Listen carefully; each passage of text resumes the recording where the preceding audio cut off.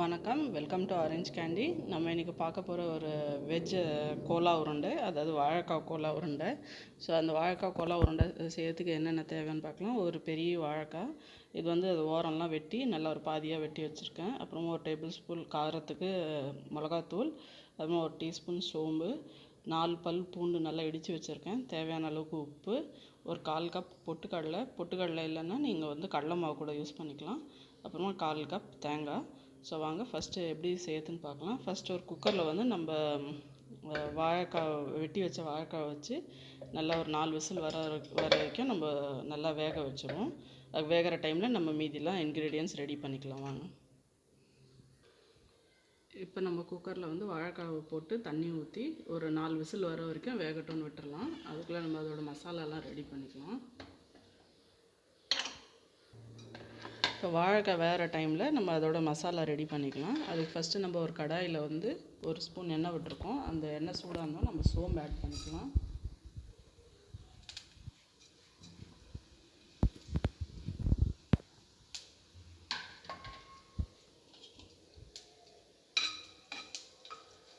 சோம்பு நல்லா பொரியட்டும்.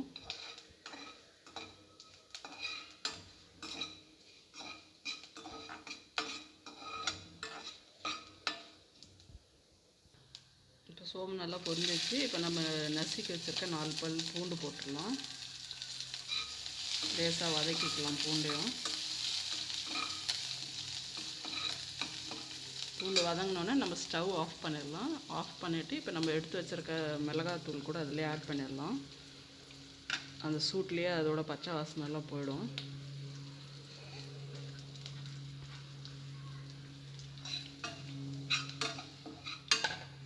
இப்போ நம்ம எடுத்து வச்சுருக்க தேங்காய் இது கூட வந்து திருகி வச்ச தேங்காய் இருந்தால் கூட நீங்கள் ஆட் பண்ணிக்கலாம். நான் வந்து குட்டி குட்டி பீசஸாக கட் பண்ணி வச்சுருக்கேன்.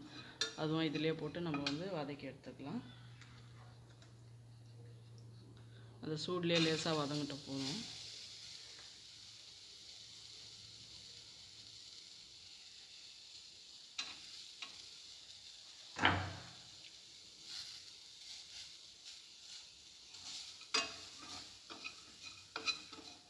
இப்போ இது வந்து நல்லா சூடு கொஞ்சம் ஆறட்டும். இதெல்லாமே நம்ம ஒரு மிக்ஸி ஜாரில் போட்டு அரைச்சி எடுக்கணும்.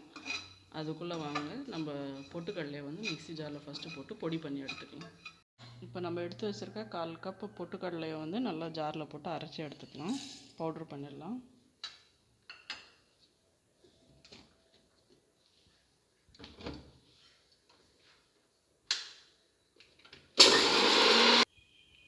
இப்போ நம்ம பொட்டுக்கடலை நல்லா பவுட்ரு ஆகிடுச்சு. இது நம்ம ஒரு பவுலில் எடுத்து வச்சிடலாம்.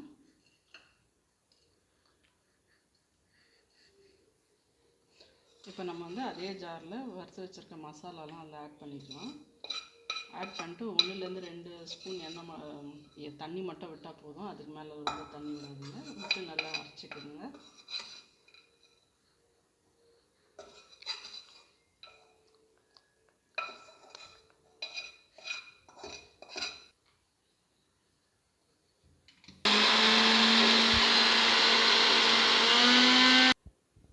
இதிலே வந்து நம்ம உப்பு கூட கொஞ்சம் போட்டு அரைச்சிடலாம்.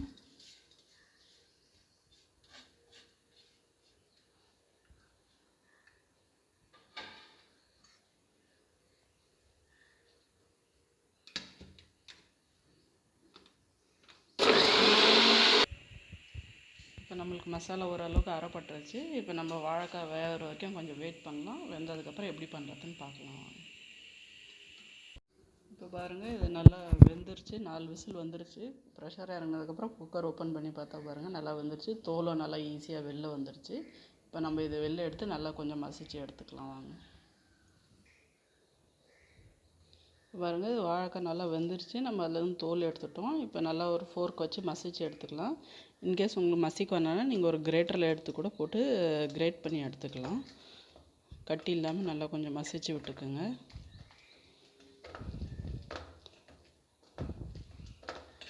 மசிச்சு விட்டுட்டு இதை நம்ம மிக்சியில் அரைச்ச மசாலா கூட சேர்த்து கொஞ்சம் ஆறினோன்னு நம்ம அது கூட ஜஸ்ட் ஒரு விஸ்க் பண்ணி எடுத்துக்கலாம். அப்போ நல்லா கலந்துவிடும் மசாலாவோட.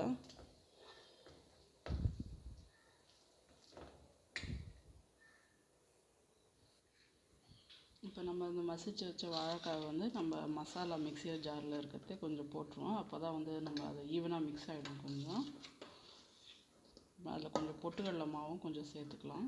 ஃபுல்லாக சேர்க்காதீங்க, ஜஸ்ட் கொஞ்சமாக ஒரு 1/4 பங்கு சேருங்க. அப்புறம் நம்ம தனியாக எடுத்து பிசைஞ்சிக்கலாம்.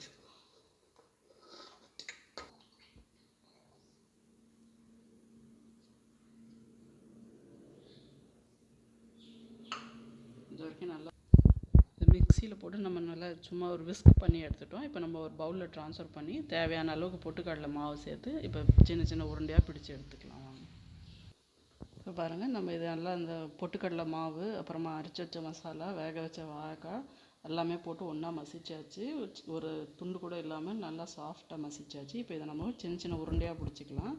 இது வந்து கொஞ்சம் பிசு பிசுப்பாக தான் இருக்கும். ஸோ கையில் கொஞ்சமாக எண்ணெய் தடவிட்டு அது அப்புறமா நீங்கள் சின்ன சின்ன உருண்டையாக கிராக்ஸ் இல்லாமல் நீங்கள் பிடிச்சி வச்சுங்க. அப்போ தான் அது நல்லா வேகும், இல்லைன்னா உள்ளே வேகாது.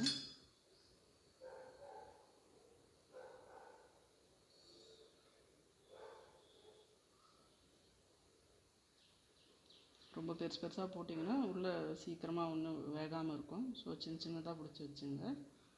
இதே மாதிரி மற்ற வாழைக்காயும் இந்த மாதிரி கிராக் இல்லாமல் நல்லா உருட்டையாக பிடிச்சி நல்லா தட்டில் வச்சுட்டு நம்ம வந்து ஆயிலில் ஷாலோ ஃப்ரை பண்ணி எடுத்துடலாம். இப்போ பாருங்கள், நம்ம மற்ற வாழைக்காய் எதுவும் மிக்ஸையும் வந்து சின்ன சின்ன உருண்டையாக பிடிச்சி வச்சாச்சு. இப்போ வந்து நம்ம வந்து இதை ஆயிலில் போட்டு நல்லா ஃப்ரை பண்ணி எடுத்துடலாம். வாங்க,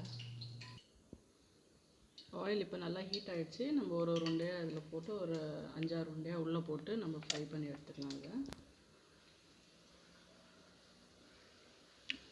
நம்ம ஃப்ரை பண்ணி எடுத்துட்டோன்னா நம்மளுக்கு செட்டிநாடு ஸ்டைலில் வாழைக்காய் கோலா உருண்டை ரெடி ஆகிடுச்சு.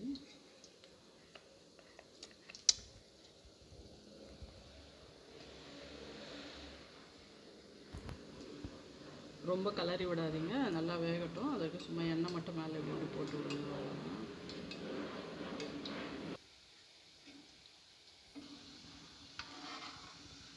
இந்த செட்டிநாடு ஸ்டைலில் வாழைக்காய் கோலா உருண்டை வந்து நீங்கள் சாப்பாடு கூட தொட்டுட்டு சாப்பிட்லாம். சாம்பார் சாதம், ரசம் சாதம், தயிர் சாதம் அதுக்குள்ளே நல்லாயிருக்கும். அப்புறம் நீங்கள் ஈவினிங்கில் வெறுமனே குழந்தைங்களுக்கு ஸ்நாக்ஸாக கூட கொடுக்கலாம். நல்லா டேஸ்டியாக இருக்கும், குழந்தைங்களும் விரும்பி சாப்பிடுவாங்க. ஆல்மோஸ்ட் நம்ம கோலா உருண்டை வெந்து ரெடி ஆகிடுச்சு. இதே மாதிரி நம்ம மீதி உள்ள பால்ஸ்லாம் கூட போட்டு இதே மாதிரி ஃப்ரை பண்ணி எடுத்துடலாம். இப்போ எடுத்துகிட்டு நம்ம அப்புறம் ஒரு பிளேட்டில் வச்சு சர்வ் பண்ணிடலாம். இப்போ பாருங்கள், நம்மளுக்கு செட்டிநாடு ஸ்டைல் வாழைக்காய் கோலா உருண்டை ரெடி ஆகிடுச்சு. நல்லா வாசனை கமன்னு இருக்குது. அந்த சோம்பு தேங்காய்லாம் சேர்ந்து ரொம்ப டேஸ்டியான ரெசிபி. இது குழந்தைங்களுக்கும் பிடிச்ச ரெசிபி. கண்டிப்பாக ட்ரை பண்ணி பாருங்கள். ட்ரை பண்ணி பார்த்துட்டு எப்படி இருந்துச்சுன்னு கீழே கமெண்ட் செக்ஷனில் சொல்லுங்கள். அப்புறமா இந்த வீடியோ உங்களுக்கு பிடிச்சிருந்தா லைக் பண்ணுங்கள், ஷேர் பண்ணுங்கள். அப்புறம் மறக்காமல் எங்கள் சேனல் ஆரஞ்சு கேண்டிக்கு சப்ஸ்கிரைப் பண்ணுங்கள். நன்றி, வணக்கம்.